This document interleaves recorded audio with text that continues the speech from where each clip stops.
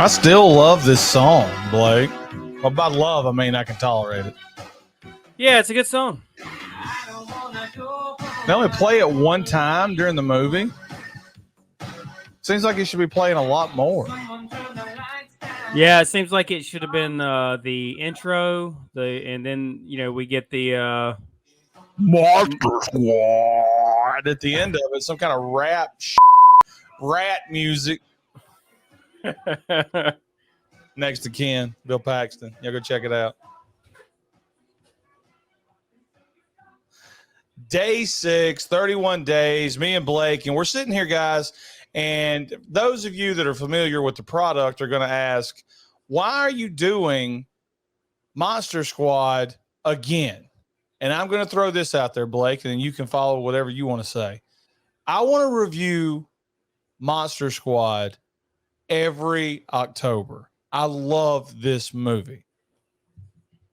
Not to mention the fact that we spent all of last October making fun of the way Frankenstein walks and comparing that to Nick Push leaving the strip club. We really didn't get a proper review in, I don't think. No, we didn't. And yeah, that is Nick Push leaving the strip club or the casino every Saturday night. Limping, sore, edit, just ridiculous. Blake, tell me about the Monster Squad. Tell me your first time remember watching it. Was it during the audio podcast that you watched it for the first time, I believe?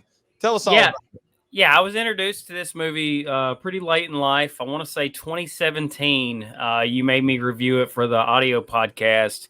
And I fell in love with it, man. I get why you love this movie as a kid. I get why it's nostalgic for you. I mean, I only saw it 5-6 years ago, and I love it. I think, gosh, I'm just going to say it. I enjoy this movie more than I do The Goonies. And, I do too.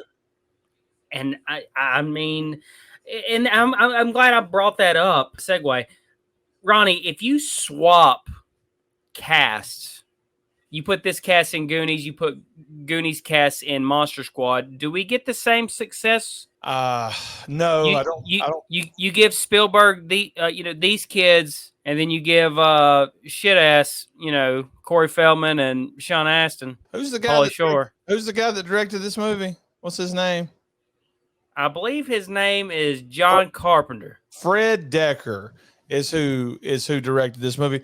Blake, I think you could have put any kids into that Steven Spielberg machine, and Goonies would have still been as memorable as today as everyone made it out with the cast of Sean Astin and Feldman. That's why I brought it up, because one of mine and your biggest arguments ever was you said any kid could have played Kevin McAllister, Macaulay Culkin. You replace him, and it's the same results. It's the same, and I disagreed. I said Macaulay Culkin was a special kid, and that's why I brought that up.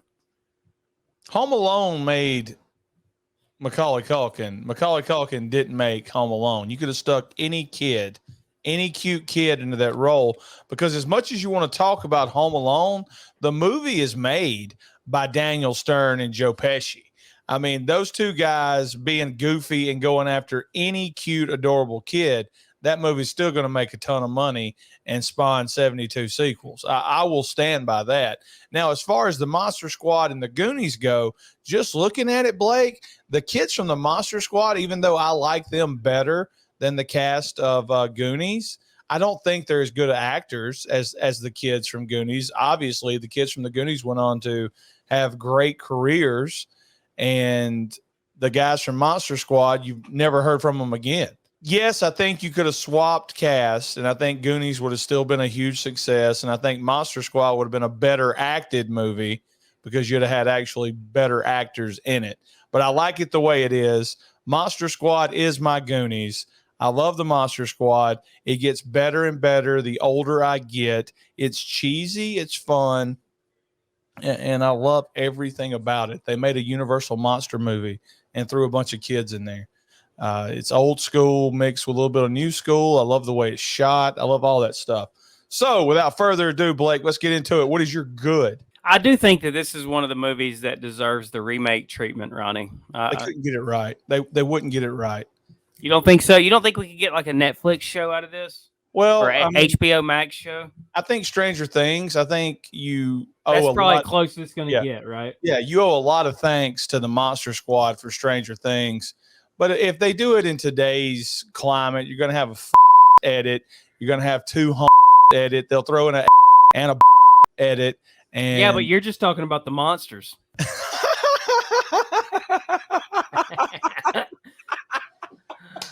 I'm back. It's October the 8th. Let's get it. No, don't ever remake this movie. This movie's perfect the way it is, even with the bad soundtrack. I'm all in on this movie. Cheesy, love it. Keep them damn Goonies away from it. Let's go. What's your first good? My first good is going to be the nostalgia of clubhouses, you know, hanging with friends, having a clubhouse or a tree house. Everybody had that annoying sibling trying to get into everything you're trying to do. In your case, it was me. I don't know. It's just kind of takes you back to like a simpler time of, hey, man, school's out. Let's go hang out at the clubhouse. And look at Let's look at some Nudie Magazine Day. Look, I'm going to throw up a picture if I can find it. This clubhouse is immaculate, and it looks super dangerous, too. It's like somebody built a house in a tree, and it's hanging over a lake or a swamp or whatever it is. It is the perfect clubhouse that any kid could want. You go up there and you look at the naked girl next door. You hang out. You talk about monster movies, which the aspect of having a monster club is so 80s. That it's nuts. Everybody had a club for everything. You had them geek club, Star Wars club. Why not have a monster club where a bunch of kids who love monsters get together and discuss everything horror? I love it. And I agree 100%. This whole movie is about a simpler time. And the clubhouse, the tree house is a fantastic part of this movie. My first good, Blake, is the guy playing Dracula. I mean, I think he might be one of, and I'm not a Dracula expert. I haven't seen all the Dracula movies that are out there, but this guy is really good. Once upon a time when we planned this review, I had his name remembered because I watched that Wolfman's Got Nards documentary on the Monster Squad and where they are now and how it picked up popularity. But Fred Dekker said Leslie Nielsen came in and auditioned for the role of Dracula, and they were going to go with him till this guy came in and he scared the edit out of everybody. And they said, we're going with him. So we got real close to having Frank Drebin from Police Squad in there. But I think this guy right here is one of the top 5 Dracula performances of all time. And I'm saying that it's a miniature part of, or I shouldn't say miniature. It's in a movie called Monster Squad, but you'll be hard pressed to find many actors that have done it better than him. I mean, he is evil. He wants those kids dead. He grabs a little girl and calls her a bitch. And not to mention the scenes with him and Frankenstein where he's like old friend.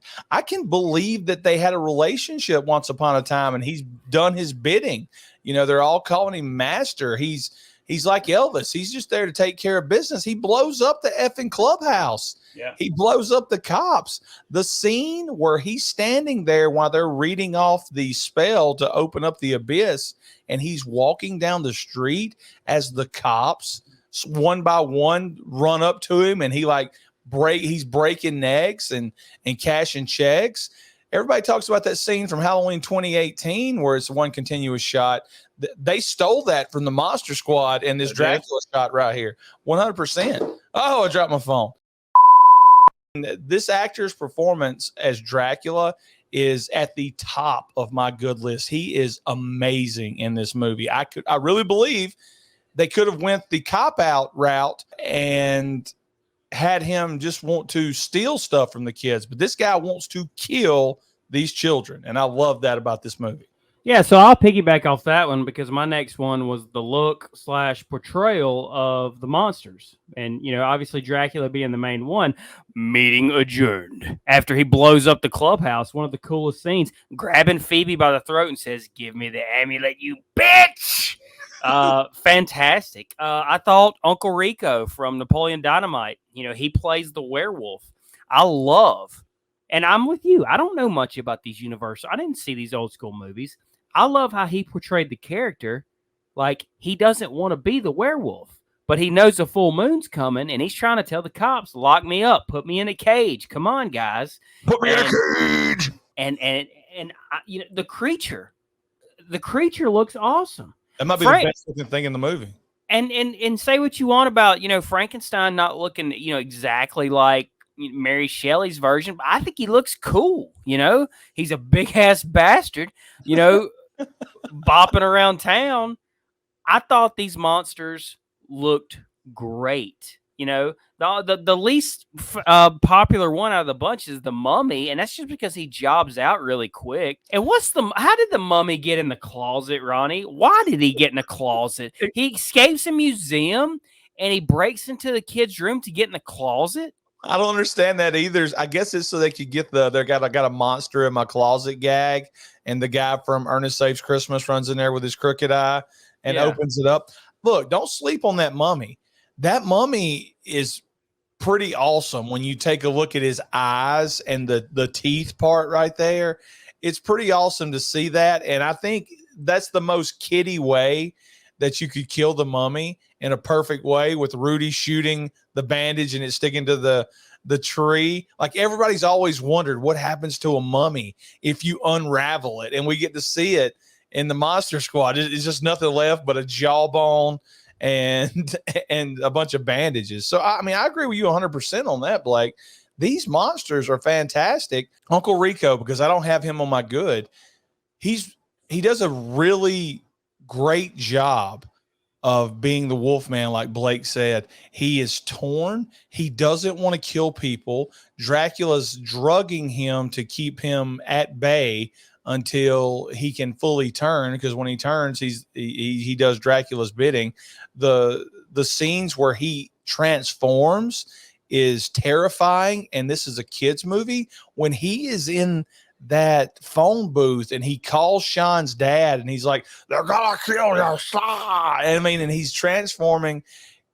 And then at the end, when they blow him apart, like everybody's always wondered, Silver Bullet. It's a special appearance by Loomis, Ronnie. Hey, Loomis. Did you bark 6 times? Give me some mouse sugar. Everybody's always wondered about, and they talk about it earlier in the movie. What are like multiple ways to kill a werewolf? And Rudy's like, just a silver bullet. And they make a joke out of it. Sean's dad puts dynamite in his pants and kicks him out a window, and this dude explodes. But the body parts come back together like the T-1000, because the only way you can kill a werewolf is silver bullet into his heart. So I thought that was really cool. You're right. That's probably maybe the best thing in the movie are the monsters. That's a really good one, Blake. Or as Tim would say, monsters. My last good is the school scenes. This movie starts off with an 80s school. And anytime we have a movie that has true 80s school vibes, I'm all in. I'm all in. You got the bullying. You got the old school 80s, all the kids walking down the hall. You got the teachers that don't give a shit. You got the principals that are trying to relate to the kids. All the kids were doing were drawing monster pictures in class. And that's enough to get their ass in trouble in the 80s. Then you flip to outside where Jason Hervey and that other geek are picking on the fat kid. And that's the most realistic part of this movie. Because that's What'd the you say? Edit. That's the true bullying that went on in the 80s. I mean, you got beat up you either beaten up or you getting beaten up every day on that That's playground. right, baby. You're either the hammer or you're the nail. And the hammer has a lot more damn fun. I love that about this movie. Look, I could sit here and pick apart why is Rudy a cool kid when he's dressing like a 50s slicker, but he's great in this movie. He's taking up for the kids that are getting picked on, and he apparently has no friends, but yet he's smoking in every scene. I'm pretty sure he's drinking a beer at that diner later in the movie. I don't know if that was supposed to be a root beer or a beer whenever they try to convince the sister to read off the Jewish guy's amulet thing so they'll suck the demons back into hell. But I love the whole school vibe. I love the building that they showed that's supposed to be the school, because it looks like a school from the 80s. And I know I'm spending a lot of time and I got diarrhea of the mouth about this, but it's one of the best parts of this damn movie to me is the 80s look to this school. And I wish we'd had more school scenes. Like when we're getting to see Rudy steal all this stuff at school. That happened because the teachers didn't care back in the 80s. You could just do whatever. You could fight, you could kill, you could edit. It didn't matter. All right. So I didn't have a lot of goods because I could have went all day because this is a great movie. But those are my main two goods, Blake. Yeah, my last good, Ronnie, is the special effects. I mean, say what you want. I think these special effects hold up. First one I want to talk about is the werewolf turning. I mean, when he's in that phone booth and, boom, he starts turning while he's on the phone with Sean's dad. Man, it looks awesome. You mentioned the explosion earlier, which was a great callback to their little clubhouse scene where Rudy's like, it's a silver bullet, right? And Sean's like, what about a stick of dynamite? So that it's a cool call. It's a cool callback to that scene. He puts dynamite in the werewolf's britches, kicks him out the window, and he explodes. Dude, that looked so cool. So cool. Sean's dad, badass in that moment, too. Dracula going from bat to vampire to bat. I mean, I thought that was really cool. The creature getting shot by Fat Kid. That was awesome, man. Lots more. I mentioned earlier the treehouse explosion, the police car explosion. Dracula blew up the police car that had Sean's dad's partner in it, just establishing that Dracula is the real deal. He is a badass. Meeting adjourned. Your son will be mine. And he flies away. He doesn't even try to kill Sean's dad. No. I'm going to kill your son, and you're going to watch me do it. Like I said, they could have copped out with this a lot, but Dracula's there to kill anybody that gets in his way so he can open up the abyss and I guess bring hell to earth. It's never really explained, or either I haven't paid attention since 1987 about what they're actually trying to do. There is a scene where you literally think for a second, because this movie like ramps it up at the end, because you got Rudy shooting the Wolfman, killing him. You've got Rudy shooting the arrows into the brides of Dracula. You've got Horace using a shotgun to kill the creature from the Black Lagoon or whatever he's supposed to be in this movie. You've got a scene where Sean's dad comes rolling up like a badass, and he shoots Dracula, who's in as a bat at the time. He shoots him out of the air from a moving vehicle, which now you get to see what would happen. The bat goes through the window. Sean's dad's got a bag of dynamite. He's going up. He's missing to throw a piece of dynamite onto Dracula, because you get this cool scene of, you see that Dracula's half changing back into a human and he's half huge bat, but he's hurt from the shot he took as a bat, and he's sitting there just staring at him. And that's when the Wolfman comes in and saves Dracula. So tons of gore, tons of monster transformations in this movie. Like I said, in case you can't tell, I love this movie. Yeah. I'm super excited about this movie. All right, Blake, what's your bad? My first bad is this whole amulet portal storyline, man. I realize I'm not the smartest guy in the world, and I don't pay attention to movies really well. But I can't get this. I watched this movie twice, and I don't understand. I don't understand what they're going for. I don't understand what Dracula's trying to do. And as far as like graphics and stuff like that goes, the portal is probably like the cheesiest looking thing in this, but I still don't mind it. I don't know why. Like, they're trying to open up the portal using the amulet to send Dracula into limbo, which I'm assuming is kind of like that thing in Superman where Zod is just hanging out in space or some shit. Yeah, that flat shit. But I don't know why, like, is Dracula like obsessed with getting the amulet to like just to prevent that from happening? Or is he trying to do something with the portal? And like, do you not age or die in the portal? Because 100 years later, Van Helsing's still looking good when he comes back through and gives the thumbs up when he grabs Dracula by the neck. I mean, I don't know. It's just pretty silly to me. The opening of this movie was really creepy in the fact that it's set back in the day, 1700s, whenever it was, 1800s, I guess, because it had to be 100 years. 1887. Yeah, 1887. And Van Helsing storms the castle, and a bunch of zombies pop up, like the bone zombies that are pretty cool. And his whole crew that he's got are a bunch of peas.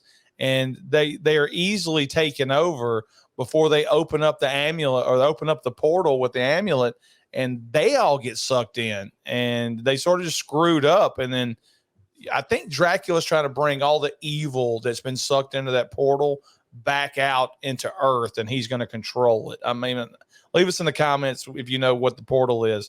I just don't. I mean, you mentioned Dracula storming the Capitol. I guess I just don't understand. I guess I just don't understand, like, where are they at in the beginning, and then all of a sudden the amulet is in this town, in this abandoned mansion, in this town, in the basement, in the walls. Like, I guess that's the part I'm like, why didn't Dracula just hang out in that building the whole time if he knew where it was? I don't know. Yeah, which brings the question, all this stuff is on this plane, and when the pilot opens up the hatch, it all falls out right into this town. Or did Dracula know they were right over the town and didn't care that they opened the Frankenstein package there? A lot of questions. That we don't need answers to. I mean, don't even ask why that World War II plane was hauling Frankenstein around, Ronnie. No, I don't need to know. The amulet, did you notice that it was red when the whore was reading off the words and green when Phoebe was reading off the words? The amulet was letting you know this person right here is not a version. That was a nice little nod that I noticed, the red amulet versus the green amulet. If reading out of that book while holding the amulet didn't work when Phoebe was reading it, would her dad have been arrested immediately?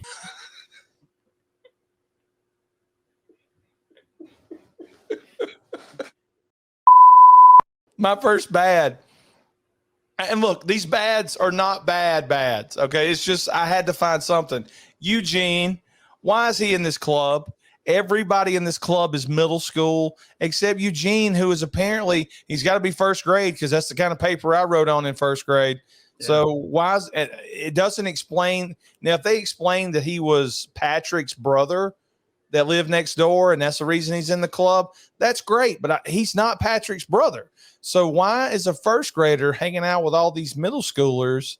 It doesn't make a lot of sense. Okay. I needed that to be explained to me. If he was related to one of the boys, a cousin or something like that. So definitely Eugene being in the club, very suspect for me. You got another bad, Blake? Yeah, my last bad, and I'm with you. These aren't that bad, but I did have a few. Is this mother-father storyline? These guys are fighting like our parents did. It seems like they just forgot to do something there at the end, Ronnie. I thought like maybe dad is going to save mom. Maybe mom's going to be in danger with Dracula or the creature or something like that, and dad was going to prove to her that she is the most important thing to him, or maybe you don't even have to do any of that. Maybe at the end, dad says, "Hey, I'm done," and he tosses the badge like Keanu does at the end of Point Break. He quits his job. He quits his job, but we don't get any of that. So, like, these people are going to go back to fighting. Yes. I mean, just because he saved the town. Yeah, they're gonna be making some screw for the next week, but after that, they're going right back to fighting. Yeah, because he's working. I mean, and it's a small town too. There shouldn't be that much. Well, I mean, I guess there's a reason he shouldn't be working this much. I guess is what I'm trying to say. Even before all the monsters get there, he shouldn't be working so much that he's ignoring his wife. That was one of my bads. I got one more after this. But these parents are complete shit.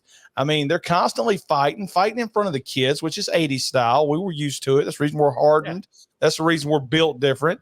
But they have no idea what their kids are doing at any given point. I mean, the little girl's not at school. She's out playing with Frankenstein in the middle of the day. And that was a cool scene because anybody that knows the original Frankenstein movie knows that he picks the little girl up and throws her in the water and she drowns. So whenever he walks up next to Phoebe, when she's by the water, you're like, oh, well, here we go. Then you just find out Frank's a good guy. I mean, everything's going to be great. Okay. But that, the parents were completely checked out. They were going to marriage counseling, but homeboy hadn't got time because he's got to go look at this mummy that got stole for some reason. Yeah. I mean, that was one of mine too, Blake. My last bad is the army shows up at the end of it because Eugene writes him a note. Army, come quick. Monsters are taking over our town or whatever he put. And the general or whatever he is from the National Guard comes walking up. All right, which one of you is Eugene? Where are these monsters? I mean, they brought tanks and everything. So these guys are all either alcoholics or this was some kind of like prank gone wrong. Or, you know, it could be just his edit. You never know what's going on right but it was like a stupid ending. I guess that brought the kiddiness back into it there at the end after we just watched these kids murder the Universal monsters with shotguns and stakes and stuff like that. They're like, okay, we got to wind it down a little bit, get a little bit more silliness into this movie so all the parents can go home semi-happy after bringing their kids to this gore fest right here with all these monsters. Great job, fat kid. My name is Horaz. Dude, Sean's got such a cool setup in his room, like sneaking out the window, sitting on the roof, eating, watching the drive-in theater. His dad, you can tell he's got a good dad too. Like his dad's like, you know, he's taking him to the movies or whatever. And I don't know, I was kind of jealous of that whole scene. I thought you could tell they have a good relationship and just hanging out on the roof watching the movie. And he's like, what'd I miss? Yeah, the dad just got through beating the hell out of the mom. So he comes out there with a Burger King burger and they're robbing from the local drive-in. Very dangerous, by the way, too, because it looks like he's 700 feet above on a cliff or something above the drive-in. I agree 100% with you. The kid's got it made. He's got the clubhouse. He's got the ability to sit out back and listen to every drive-in movie that's played. Anytime a movie's got a drive-in in it, it's automatically an A+ in my book. I don't care how bad it is. Even Drive-In Massacre, go watch it. Okay, I do got some questions, Blake. There's a scene where they take a picture of the naked girl next door. Turns out to be Patrick's sister. Rudy accidentally gets them developed because Frankenstein took the pictures. And when he sees it, like Frank's holding the picture of the naked girl next door, the naked minor, and all the kids are jumping up to see the naked picture, including Patrick, her brother. So why is the brother jumping up to see his sister naked? Well, in the 80s, it was okay to look at your family members naked, Ronnie. I can name multiple movies they did that in. Name them.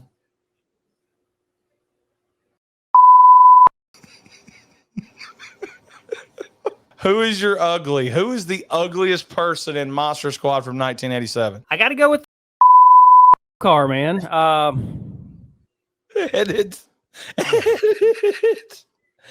be honest, I didn't have anything wrote down, Ronnie, so I had to do that off the top of my head. He was annoying. He was an annoying character. I had that in my notes. He might have been the most annoying character. All right, let's leave it at that because I don't want anybody to know what we're talking about. No more details. My ugliest person in this movie is Sean. Okay. I think this was the highlight of his life being in this movie. And he still looks exactly like that. He still walks underneath doorknobs. He's so short. And if you go watch that documentary about Monster Squad, you'll find out a couple of things. One, Fred Decker still holds a grudge to this day that it took to 2016 for this movie to become mainstream popular. He thinks that this movie, how did he put it in the documentary? He said this was the best movie that I ever did, the best writing, the best thing I've ever put on film, and it ruined my career because it didn't catch on. So he did this and he did Night of the Creeps, which are two really good movies, but you can tell he holds a lot of anger towards how this movie didn't catch on like everybody thought it was. And he blames the marketing because they put out like wanted posters of a random Dracula, a random sexy Dracula and Wolfman. They didn't market it like the serious horror / kids movie that it was going to be. And you can tell he still holds a lot of anger towards everybody that didn't come watch this movie. Well, cry about it, Fred. It's in the past. As Sean, he'll respond to you on Twitter too. I'm pretty sure I asked him about a year ago to come on the show, and he's like, "Sure," and I never got back with him. Yeah, we don't want him on the show. He's ugly, and he's still ugly to this day, and he's still a kid size like Beetlejuice. So there you go, Blake. Day 8. Hold on. Day 6 in the books. Monster Squad. Great movie. I'm gonna go ahead and say it, Blake. It's in my top 5, and the older I get, the closer this movie really gets to being my favorite movie ever. You're going to think I'm lying, but it's right up there with Back to the Future. It's right up there with Jaws. It's right up there with Revenge of the Nerds. All the movies that I love, it's right in there. And I love the Monster Squad. And if you haven't seen the Monster Squad and you're watching this channel, go check out the Monster Squad. It's a great movie. It really is. It doesn't take itself too seriously. And at the same time, it's a serious movie. It's got serious violence in there. I got a serious question for you. Hit it. You take the boys from Angel Beach, Ronnie. You drop Porky's into this town to be the Monster Squad. Is this movie better? With Pee Wee and Tommy and Mickey, they're fighting Dracula and Frank. Absolutely, because you know Meat's going to kill Dracula with his... Oh! Hit us in the comments. What do you think about Monster Squad? Dracula, where you at, mother effer? Would this movie be better with the cast of the Goonies? Would the Goonies have the same success with the cast of the Monster Squad? Let us know in the comments. I was a Dracula.